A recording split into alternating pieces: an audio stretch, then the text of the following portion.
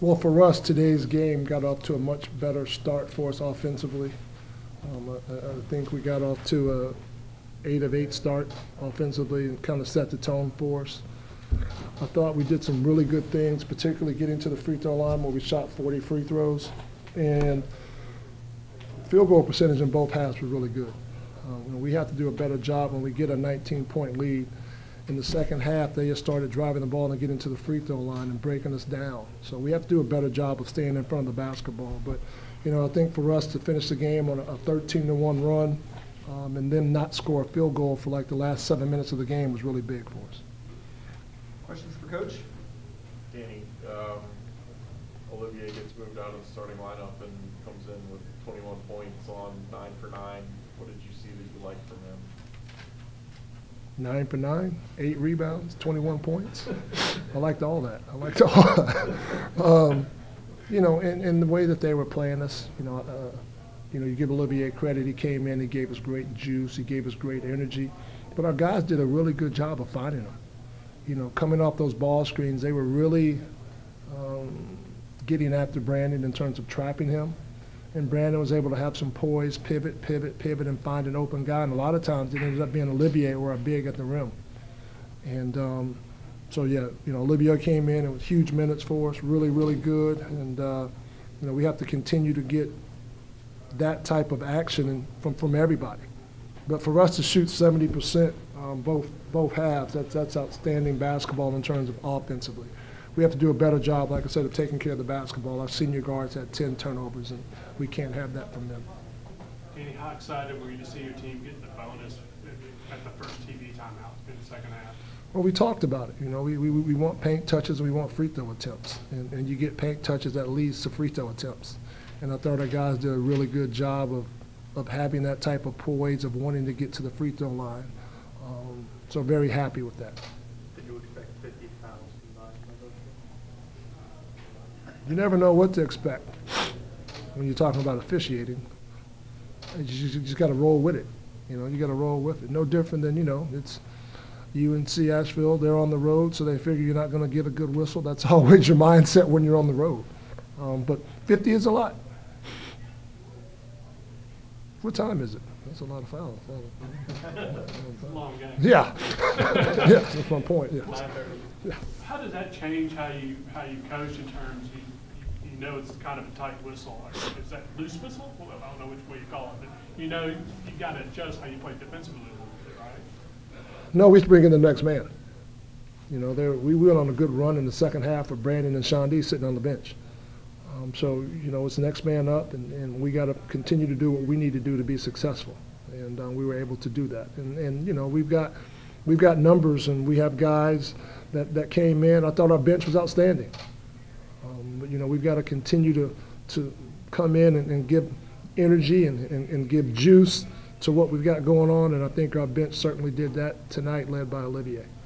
Coach, when you have a team come back, an underdog, a smaller program come back and tie it like you did, is there, if you worry about your team, how they're going to react? The pressure goes to you guys, I guess, when that happens, even though you're in no building. Well, in those situations,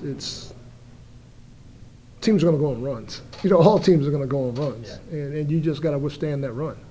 And we were able to do that, and then build the lead out a little bit more. But like I said, for us to finish the game on a 13-1 run, and to limit them to no field goals the last 7.5 minutes of the game, those are huge steps for us.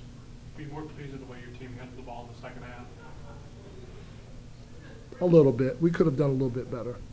I'm thinking about my senior guards. I'm thinking about particularly Brandon and Andrew. 9 turnovers between those two was far too many. Through a couple of games, are you pleased with Andrew right now, or do you see his role expanding? I think we all have a ways to go and steps to take to continue to get to where we're capable of getting to. I think this was our first game that Andrew and the lid kind of came off the basket for him, and he made some shots. He got to the free throw line, so that's always good to see. But he can give us more, just like everyone else in that locker room. Danny, I know it's only 3 games in, but this version of Sean D. Brown pretty much, I know you just said everybody has room to improve, but is this version of Sean D what you envisioned when you recruited him and when you got him through some inconsistencies the last 2 years? You know, when we recruit our young men, we always see their potential.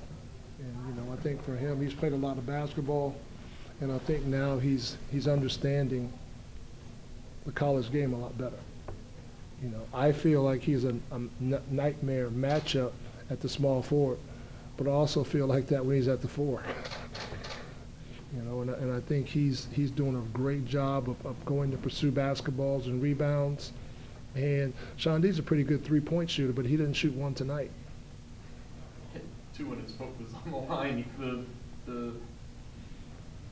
The line moved back a foot on him and had like 4 more points this year. Yeah, well, you know what? I mean, I'll talk to you about this too, but I mean, it's, you know, for us, it's, I want to say the practice facility, the three-point line in our gym is black. And it's black out here for the women and white for us. So, you know, we noticed that watching film. You know, we say different, you know, things to our guys, and they're just like, Coach, I was on the black line. Like, well, that's only in the practice gym. That's not here. So we've got to continue to, you know, remind our guys, you know, where they're at and what line that we want to shoot from behind. They had tied it up 72-72. You guys had gained like a 4-point cushion, I think, and then Brandon picks up his 4th foul, goes to the bench. How concerned were you about pulling him to the bench for 4 fouls with that tenuous lead? And then how happy were you with the way your team responded to that? He had to come out. Too much time left. Like 6.5, 7 minutes. Yeah, he had to come out. And Sean D, the same thing. You know, and like I said, I thought our bench was outstanding. I thought Jacoby came in and, you know, another night for him, he's plus 20. He's plus 20. And that doesn't, am I reading that right? Yeah. Okay, yeah, he's plus 20. You know, that's big time. You know, two games in a row. I think the last game he was plus 17.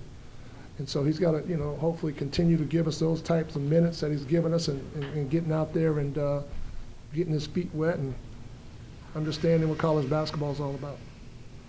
Do you plan to keep an eye on Coach Cross and his team in Clemson and Saturday? Absolutely. We follow all the football games. When we're here, we go to all of them. Thank you. All right, thank you. Thanks, Dan. Yep.